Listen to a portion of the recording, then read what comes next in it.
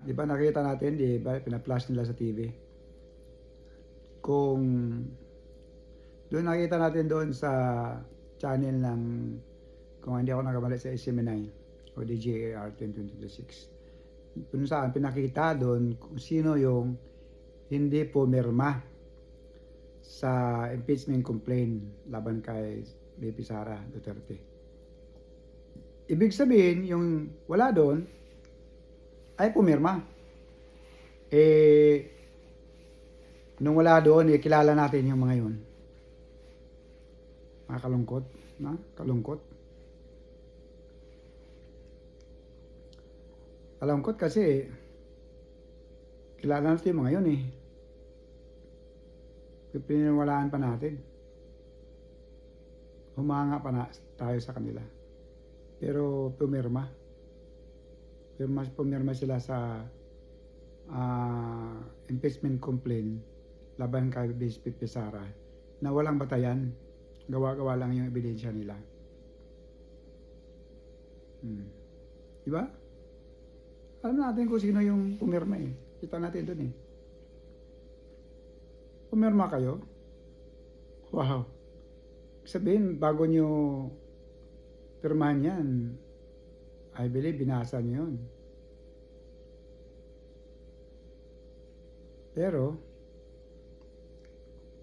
sa 200, sabi nila, sa 215 daw, ang pumirma, lahat hindi possible na nabasa lahat yung makapal na page yun kasi 215 daw ang pumirma Tapos yung kapal na page dapat sa loob ng ilang araw yun bago matapos ang pipirma kasi bawat page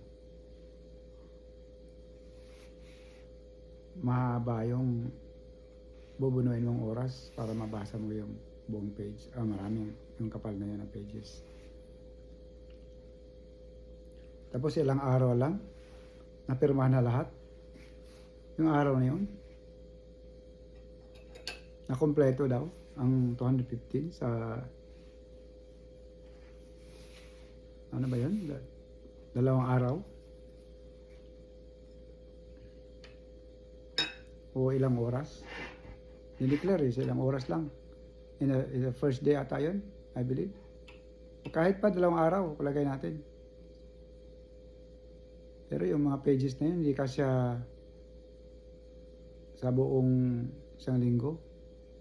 Di ba sabi nga ni Senator Bato, bigyan sila ng, nakita natin, di ba, pina-flash nila sa TV.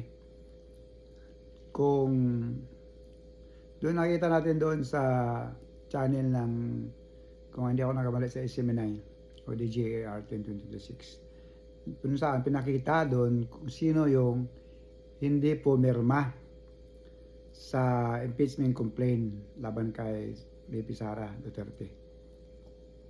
Ibig sabihin, yung wala doon ay pumirma. Nung wala doon, kilala natin yung mga yun. Kalungkot, na? Kalungkot. Kalungkot kasi kilala natin yung mga yun Pininiwalaan pa natin. Humanga pa na tayo sa kanila. Pero pumirma. Pumirma sila sa impeachment complaint laban kay BP Sara na walang batayan. Gawa-gawa lang yung ebidensya nila. Diba? Alam natin kung sino yung pumirma Kita natin doon Pumirma kayo? Wow. Sabihin, bago nyo pirmahan yan, I believe, binasa nyo yun. Pero,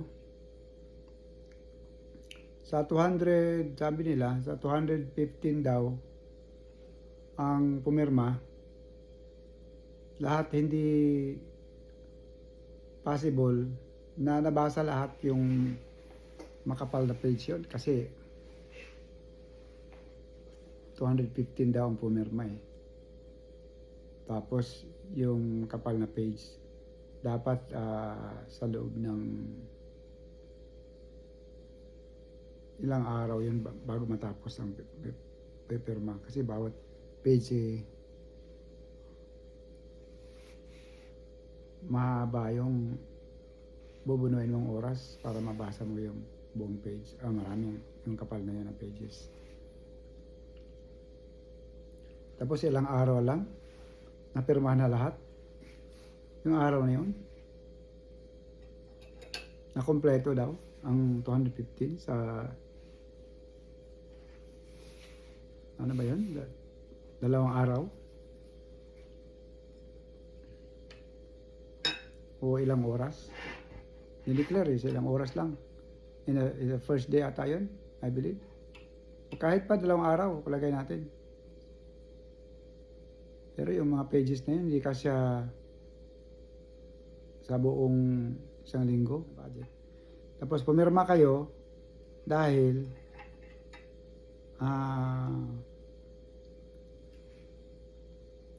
bagay, isa lang pala dahilan, no? Sa budget na pala. Mawala yung budget. Mawala ng budget. Oo. Isa lang yung dahilan ninyo dyan. Bakit kayo pumirma? Nakakalungkot nito, mga ka-safety. Kaibigan pa natin yung pumirma. Hindi lang kayo. Kilala pa natin yung pumirma. Hindi pala natin kaibigan yan. Kilala pala natin. Na respeto ha. Pero pumirma. Na i-impeach si BP Sara. Ano nagawa ni BP Sara? Ba't kayo pumirma? Ba't kayo naniwala na i-impeach si BP Sara? Pag-aralan nyo maigi. Bakit? Sa paniwala nyo may kasalanan si BP Sara sa paggastos ng budget. Lahat naman ng budget doon, hindi naman niya binulsa. Ginastos niya para sa tamang paruroonan. Kaya nga intelligence fund kasi hindi sasabihin dapat yung mga pinanggagamitan. Kasi intelligence nga para sa security. Ngayon, siyempre, ang COA, siya yung mag-audit. Hindi kayo, hindi congressman. Hindi Congress.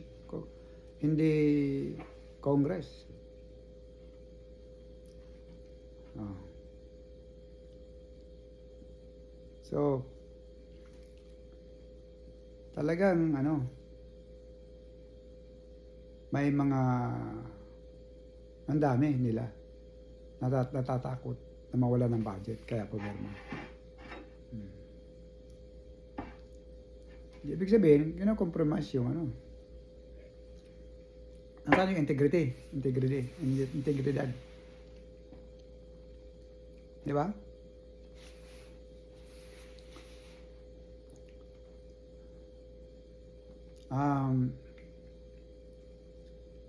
Panoorin nyo uli yung sabi ko kanina na mga content, mga video sa YouTube channel nila ng Banateros. Mga katauhan ni Banatbay, Busdada, Coach Oli at saka si Master Judea at saka si Jay Guevara. Panoorin mo sila, Yan mga content nila para maintindihan nyo kung bakit si BP Sara hindi dapat mapaila ng impeachment complaint. Kung panoorin nyo rin kung bakit, para malaman nyo kung bakit sinabi ko dito na illegal yung pagdala ni Tatay Digong dyan sa ICC. Di ba naayon nga niya kay Senator Amy Marcos na hindi daw talaga itong mga ito na may mga pakana dahil nga sabi nila group effort daw yung pagdala nila at Tatay Digong dyan sa ICC. Ayon sa investigasyon, hindi daw. Investigasyon dahil sa Senado, pamumuno ni ni Senator Amy Marcos na talagang hindi daw sumunod sa batas. Diba? Wala, warrantless nga daw yun talaga. Warrantless. Diba? Kasi, kung sabihin lang may warrant, yung time na yun, wala namang krimen na ginawa si Pangulong Duterte na para magkaroon ng on the spot na aresto nila na walang warrant o pala arrest. Kasi pwede mo kasi arestuhin yung tao sa harap mo, may nagawa ng krimen, yun ang warrantless arrest. Diba? Kasi hindi nila pwedeng gagawin yung warrant na galing sa korte kasi wala nga dahilan eh. Wala nga silang basihan. Wala namang illegal na ginawa si Pangulong Duterte. Ang ano nila na mayroon daw warrant pero hindi nila ma-explain kung saan galing yung warrant. Tapos meron nang nagsabi na sino ba? General ato yun?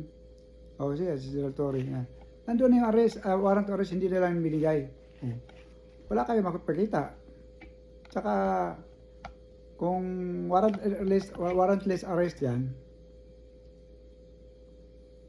ano nagawa ni Pangulong Duterte doon na krimen? Wala namang ginawang krimen para ma-arrestuhan nyo na walang warrant.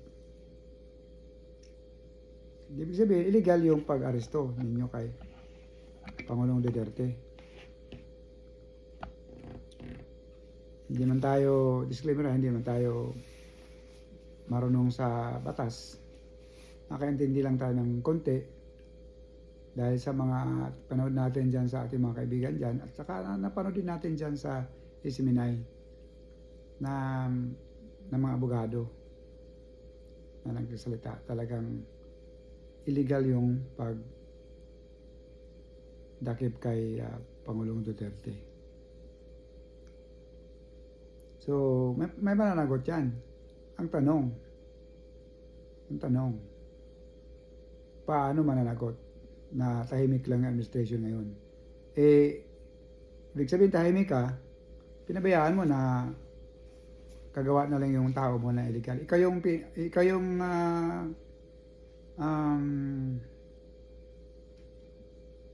presidente eh. Meron kang dapat gagawin pero wala kang ginawa. Pinabayaan mo. So,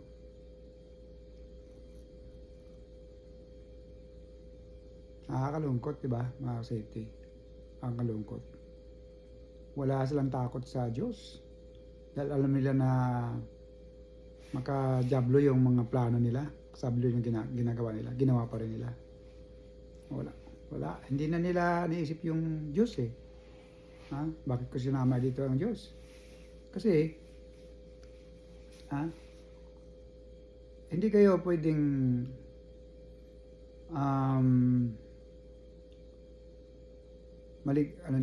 maka-skip dyan sa inyong ginagawa. Mayroon niyang consequence.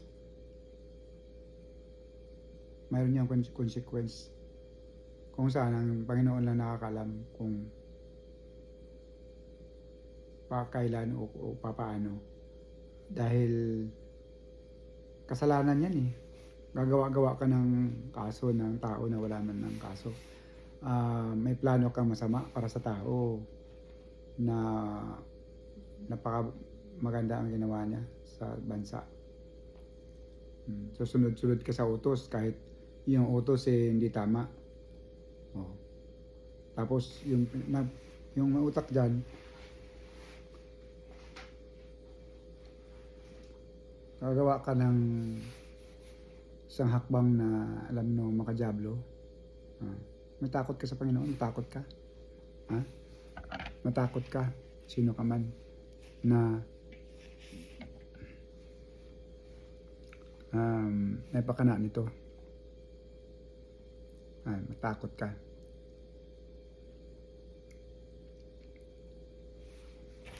Takot ka sa Panginoon. Panginoong Diyos.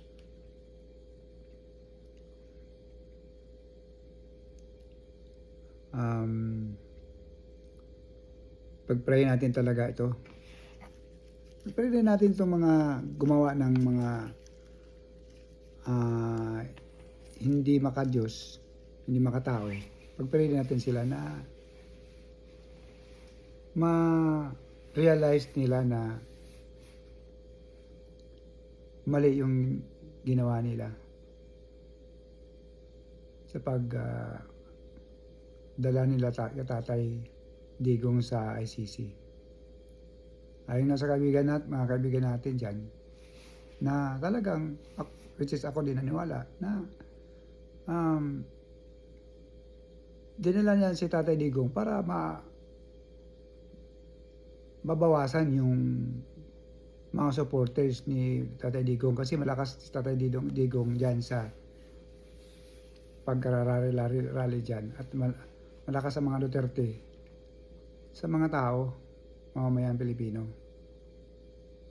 Pero lalong dumami ngayon kasi lalong nandoon pumunta ang simpatiya kay Tatay Digong ng mga Duterte ngayon, kasi ano mang nangyayari ngayon. Maski kamag-anak, yung anak or family ni Tatay Digong, ayaw niyo palapitin. Di ba? Mabuti ngayon na nakalapit na. Pero katakot-takot na proseso ang ginawa. Dapat hindi ganun ang pahirapan sila na kitain yung magulang nila. Di ba? Nakakalungkot. Kaya pag-pray din natin talaga na manatili yung good health ni Tatay Digong, at saka yung security ng mga anak niya, at kay BP Sara. Lalo na itong mga kabigan natin na Balatiros, pag-pray din natin ang kanilang safety at saka yung good health. Kasi talagang bold itong mga ito na mag-react. Ito, nag-react lang ako dito nag-react lang kami. Bold kami, sila. Of course, sinikap natin mag-contribute dito. Dahil nga mahal natin ang Pilipinas, hindi natin pwedeng pabayaan lang yung narinig natin dito. Na kung saan may basihan naman na talagang hindi na maganda nangyari dito sa ating bansa. Dahil tayo din naman ay taxpayer, hindi natin po pwedeng mahayaan na mahirapan ang ating economy at tumataas ang ating krimen dyan, sa ating ekonomiya dyan Pilipinas, lalo na tumaas yung mga bilihin. Kaya talagang hindi may iwasan na mag-react kami dito sa nangyari dyan. Mag-react lang naman kami.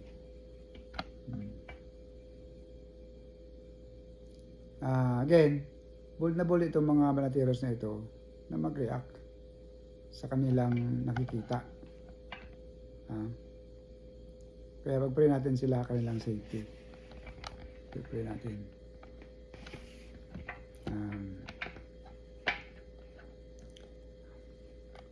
Talagang walang imposible sa Panginoon. Sabi ko nga sa inyo kahapon, walang imposible sa Panginoon.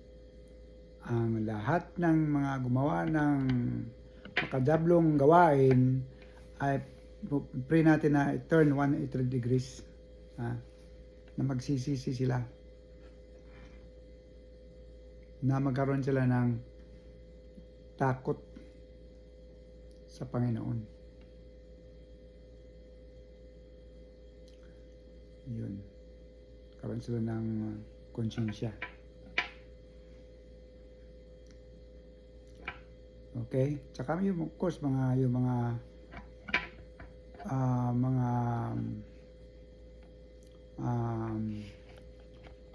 Duterte at sa mga abogado o sino man na may habag na pagmamahal sa ating bansa, doon sa line-up ng PDP Laban, sila mga yan, pag-pray din natin lang safety at saka good health. Okay? Hanggang dito na lang, mga ka-safety. God will love you, bless you, protect you, and guide you. Okay? Hanggang dito na lang, Safety and Security Vlog. Bye-bye for now.